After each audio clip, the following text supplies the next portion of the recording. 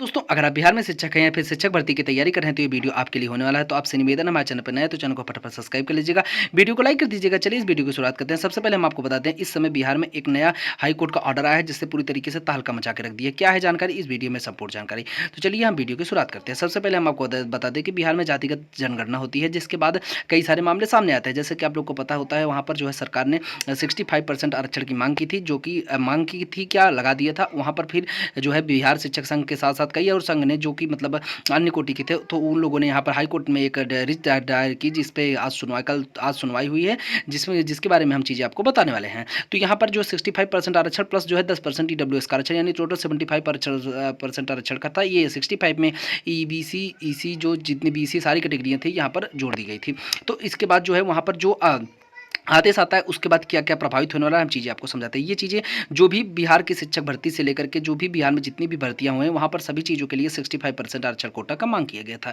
अब यहाँ पर बात होती है कि जो मतलब पटना हाईकोर्ट ने चीज़ें स्पष्ट की। पटना हाईकोर्ट के सिंगल बेंच में सुनवाई की गई थी जिसमें ये चीज़ें स्पष्ट हुई हैं कि उन्होंने बोला कि 50% से आरक्षण का ज़्यादा आप मतलब 50% से ज़्यादा आरक्षण का लाभ किसी भी चीज़ में नहीं मिल सकता है। तो ये चीज़ें पहली बात है। और दूसरा, जातिगत जनगणना का जो यहाँ पर मोटिव निकल के आया था वो ये था कि जो है यहाँ पर मतलब जो कास्ट का आया था उस हिसाब से कि मतलब नंबर ऑफ कास्ट ज़्यादा थे, तो उसकी वजह से सरकार ने यहाँ पर 65% का जो मांग किया था। अब वहाँ पर पटना हाईकोर्ट ने जो डिसीजन दिया है उस डिसीजन के हिसाब से जो चीज़ें थी स्पष्ट कर दिया। उन्होंने बोला कि 50% से ज़्यादा का जो आरक्षण होता है वो नहीं मिल सकता। ये चीज़ें पहले, और ऊपर से जो है महिला, अब यहाँ पर जो है महिलाओं के लिए थोड़ा सा अधिक फायदा होने वाला है क्योंकि जो 65% का आरक्षण था वहाँ पर महिलाओं को 50% की सीटें मतलब ऑलरेडी आरक्षित हैं। तो वो अगर वहाँ से आरक्षण 50% किया जाता है फिर भी महिला सीट की जितना है उसका 50% उनको ऑलरेडी मिलता रहेगा। तो यहाँ पर थोड़ा सा अब यहाँ पर बात क्या निकल के आई, क्या बीपीएससी टीआरई 3 इससे प्रभावित होने वाला है? तो बिल्कुल प्रभावित होगा क्योंकि बीपीएससी टीआरई 3 के भी इसमें कई सारे कैंडिडेट मिले हुए थे जिन्होंने ये याचिका दायर कराई था। वहाँ पर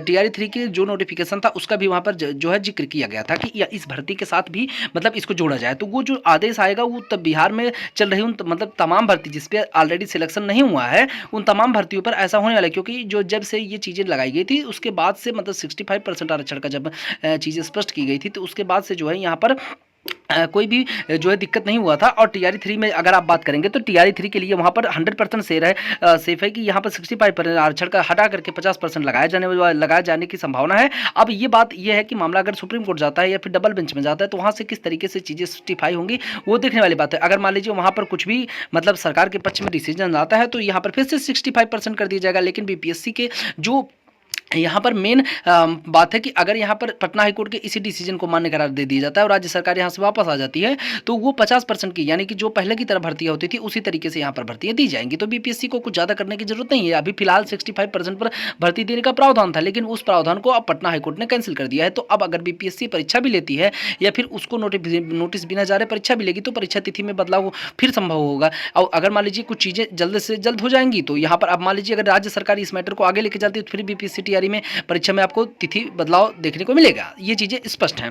अब यहाँ पर इस मामला को जो है इस मामले को कहाँ तक ले जा सकता है, तो इस मामले को अभी फिलहाल डबल बेंच से लेकर सुप्रीम कोर्ट तक इसमें फाइट की जा सकती है। हालांकि डबल बेंच में बहुत ज़्यादा कुछ होने की उम्मीद नहीं है क्योंकि ये चीज़ें जब पटना हाईकोर्ट के सिंगल बेंच ने जो फैसला सुनाया वो बहुत ही स्थायीपूर्व सुना था, क्योंकि यहाँ पर जो जज थे उन्होंने ये चीज़ें स्पष्ट रूप से लिख दी हैं कि किसी भी चीज़ आज़ादी के जनगणना के आधार पर 50% से ज़्यादा आरक्षण आप किसी भी चीज़ के लिए नहीं दे सकते। अब वहाँ पर आरक्षण की चीज़ें जो थी वो स्पष्ट हो गई हैं। अब इसके बाद आने वाले समय में भर्तियाँ जितनी भी भर्तियाँ होंगी 50% आरक्षण पे ही होंगी अगर ये जो डिसीजन है ये मान्य किया जाता है। अब यहाँ पर कोई भी बिल बना करके या फिर कोई भी विधानसभा में चीज़ें स्पष्ट करा करके यहाँ पर कुछ भी नहीं करा सकता, क्योंकि यहाँ पर पटना हाईकोर्ट ने जो आदेश दे दिया। अब आप लोग जो आरक्षण के मुद्दे को लेकर बार बार आपस में इधर उधर करते हैं वो चीज़ें स्पष्ट हो गई हैं, क्योंकि कई सारे लोग आरक्षण को संविधान को इधर उधर करने की बातें करते रहते हैं। तो वो यहाँ पर आप देख सकते हैं कि बिना कोर्ट में गए कोई भी चीज़ें स्पष्ट नहीं हो सकती। तो आरक्षण के मामले को सरकार अपने हिसाब से कम ज़्यादा नहीं कर सकती है। तो आप लोग पूरी तरीके से यहाँ पर समझ गए होंगे। और यहाँ पर टीआरई 3 में जितने भी बच्चे हैं उनके लिए थोड़ा सा यहाँ पर जो 65% आरक्षण का मामला था वो यहाँ पर कम होता हुआ दिखाई देगा, क्योंकि